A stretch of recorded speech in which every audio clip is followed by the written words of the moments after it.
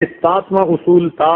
8واں اصول یہ ہے کہ شریعت کی پابندی خود بھی کیجئے، اپنی بیوی کو بھی پیار محبت سے شریعت کی پابندی کے اوپر لے آئیے۔ جب آپ خود پابند ہوں گے،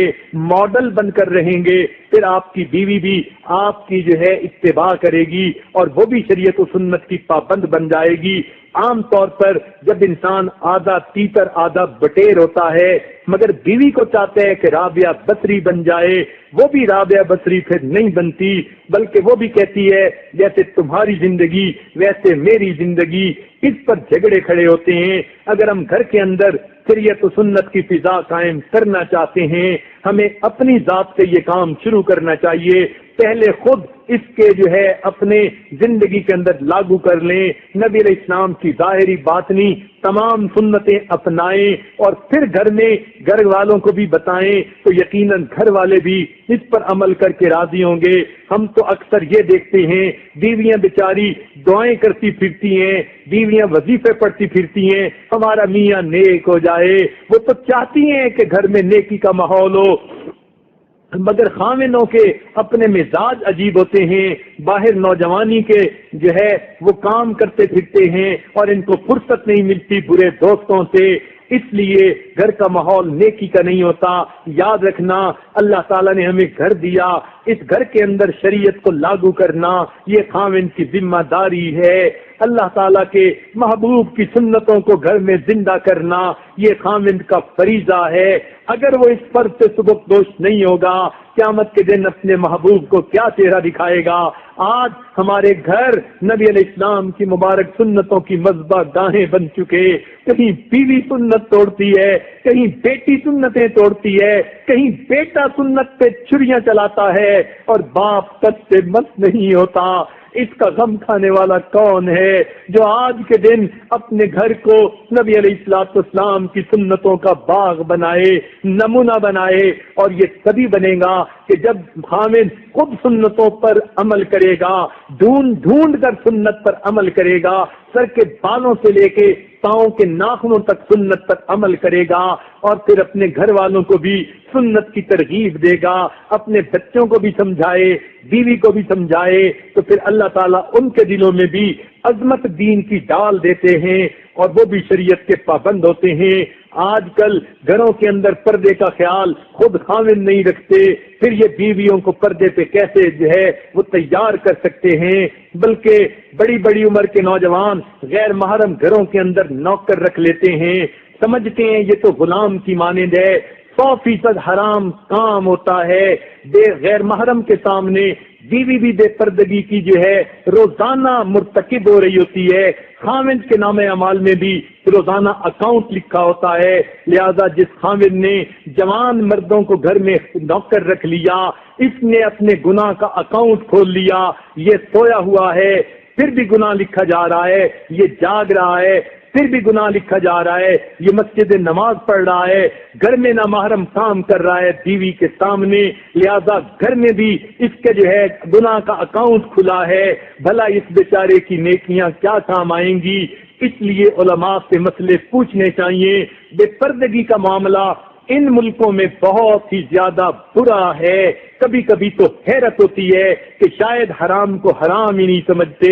اس وجہ سے تو پھر روحانیت آگے نہیں بڑھتی۔ عورتیں بھی لکھتی ہیں، مرد بھی لکھتے ہیں، حضرت یہ وظیفہ بھی کرتی ہیں، یہ وظیفہ بھی کرتے ہیں، اثر کوئی نہیں ہوتا۔ بھائی بے پردگی جب ہو رہی ہے، اثر کیسے ہو؟ یہ تو اللہ کا حکم ٹوٹ رہا ہوتا ہے، جس کی وجہ سے گھروں میں بے برکتیاں بھی ہوتی ہیں، آپس میں میاں بیوی کی ناراضگیاں بھی چلتی رہتی ہیں، کوئی نہ کوئی نقصان بھی ہوتا رہتا ہے۔ ہم نے حلال کو حلال نہ سمجھا، حرام اور حلال کو ایک جیسا بنا دیا، اس کی وجہ سے بھی مصیبتیں آتی ہیں۔ ذرا ایک بات توجہ سے سن لیجئے گا، ہمارے سلسلہ کے ایک بزرگ تھے، انہوں نے اپنی زندگی کا واقعہ لکھا، فرمانے لگے کہ ہمارے گھر میں پڑوس میں ایک ہمارے دوست رہتے تھے، ان کی چھوٹی سی بچی تھی، وہ بچی ہمارے گھر میں پلی، میری بیوی نے اس کو پیار سے بیٹی بنا لیا اور اس کو گھر میں پالا، چنانچہ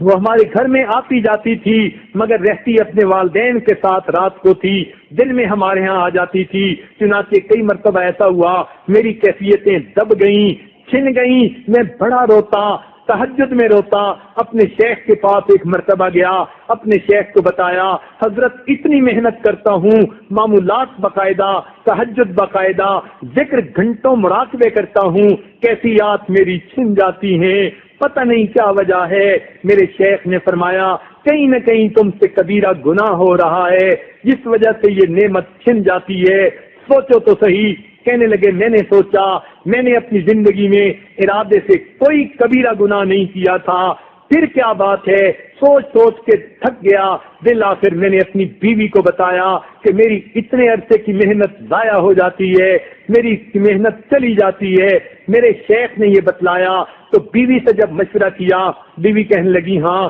ایک گناہ ہو جاتا ہے، وہ کون سا؟ میں نے اس نے کہا کہ یہ جو ہمسائے کی بچی ہے جسے ہم نے بیٹی بنایا ہوا، آخر یہ آپ کے لیے ہے تو نامحرم، اگرچہ آپ کو بیٹی کی طرح یہ پیاری ہے اور آپ کبھی ذرا بھی میلی نظر سے اسے نہیں دیکھتے، یہ بچی کچھ عرصے سے جوان ہو چکی، اس پر نماز فرض ہو چکی، کیونکہ آپ کی اس پر نظر پڑتی ہے، اس کی یہ بے برکتی ہے، آپ کی کیفیات چھن جاتی ہیں۔ وہ فرماتے ہیں میں نے اس بچی کو اس دن سے پردے کی تلقین کی، چنانچہ وہ بچی پردے میں رہنے لگی، اللہ نے میری لی ہوئی کیفیات مجھے واپس لوٹا دی۔ جب یہ پردے کا معاملہ اتنا ہے کہ بے دھیانی میں بھی اگر نظر پڑتی ہے، بندے کے دل میں خیال ہو یا نہ ہو تو پھر بھی اس کا اثر پڑتا ہے، تو پھر جن گھروں میں جوان مرد کام کرتے ہیں اور عورتیں اس کو غیر محرم سمجھتی نہیں، یا جوان عورتیں کام کرتی ہیں مرد اس کو غیر محرم سمجھتے ہی نہیں، تو پھر دل کی کیفیات کا کیا حال ہوگا۔ بہرحال یہ ایک ایسا مسئلہ ہے، مقامی علماء سے پوچھ لیجئے اور اس کے اوپر عمل کر لیجئے، اس لیے کہ قاصد نے تو بات پہنچا دینی ہوتی ہے، وما علینا الا البلاغ۔ تو یہ بھی ایک چیز ہے کہ گھروں کے اندر شریعت کی جو ہے پابندی ہو، مخلوط محفلوں سے پرہیز کیا جائے، اگر دعوتیں بھی ہوں مرد مردوں کے ساتھ بیٹھ کے کھائیں، اگر اس میں غیر محرم ہیں اگرچہ قریبی رشتہ دار ہیں عورتیں عورتوں میں کھائیں، اور اس طرح جو ہے شریعت کی پابندی کی جائے۔ تو شریعت کی پابندی کرنا یہ خاوند کی ذمہ داری ہے، جب خاوند شریعت کے مطابق زندگی گزارے گا تو پھر گھر کا سکون ملے گا۔ ہوتا کیا ہے کہ جب گھر میں شریعت نہیں ہوتی، بے پردگی کی وجہ سے پھر اعتراضات نکلتے ہیں، غلط فہمیاں ہوتی ہیں، پھر بلکہ شیطان کسی نہ کسی سے کوئی الٹا کام کروا دیتا ہے، اس سے جھگڑے بڑھتے ہیں، سکون خراب ہو جاتا ہے۔ لہذا عافیت اسی میں ہے، ہم شریعت کے مطابق زندگی گزارنے پہ آپس میں ایگری ہو جائیں، آپس میں اس بات کا جو ہے تہیہ کر لیں، ہم نے شریعت کے مطابق زندگی گزارنی ہے، نہ کہیں جہاں میں اما ملی، جو اما ملی تو کہاں ملی، میرے جرم خانہ خراب کو تیرے عفو بندہ نواز میں ہمیں کہیں سکون نہیں ملے گا۔ اگر سکون ملا تو گھر میں شریعت کی اور جو ہے شریعت کی تابعداری والی زندگی میں سکون ملے گا، دلوں میں رحمتیں ہوں گی، برکتیں ہوں گی۔ لہذا یہ ایک سنہری اصول ہے کہ میاں بیوی آپس میں طے کر لیں، ہم شریعت کے مطابق زندگی گزاریں گے، اللہ تعالیٰ ان کی اولاد کو نیک بنا دیں گے، ماں باپ کا فرما بردار بنا دیں گے۔ جب ماں باپ اپنے رب کے نافرمان ہوں گے تو بھلا ان کی اولاد ان کی کیسی فرما بردار بنے گی۔ حضرت فضل رحمت اللہ علیہ تابعین میں سے ایک بزرگ تھے، وہ فرماتے تھے کہ جب بھی اللہ تعالیٰ کا حکم ماننے میں مجھ سے کوتاہی ہوئی، میں نے دیکھا اس کا اثر یا اپنی بیوی میں یا باندی میں یا اپنے سواری کے جانور میں، یعنی میں نے اللہ کے حکم کو ماننے میں سستی کی، غفلت کی، جو چیزیں میرے ماتحت تھیں انہوں نے میرا حکم ماننے میں کوتاہی کی۔ تو بات ایسی ہے، ہم اللہ تعالیٰ کے حکموں کی نافرمانی کریں گے، نتیجے میں اولاد ہماری نافرمان بن جائے گی۔ لہذا بہترین گھر وہی ہیں جن میں شریعت و سنت کا قانون لاگو ہو اور اس کے مطابق زندگی گزاری جائے۔ یہ 8واں اور بہترین اصول ہے۔ البتہ ایک بات 8-9ویں اور ہے، اور وہ کیا کہ اگر میاں بیوی کسی وقت جو ہے آپس میں کوئی بات کر رہے ہیں، میاں غصے میں آ جائے تو بیوی کو غصے میں نہیں آنا چاہیے، یا کسی وقت بات کرتے ہوئے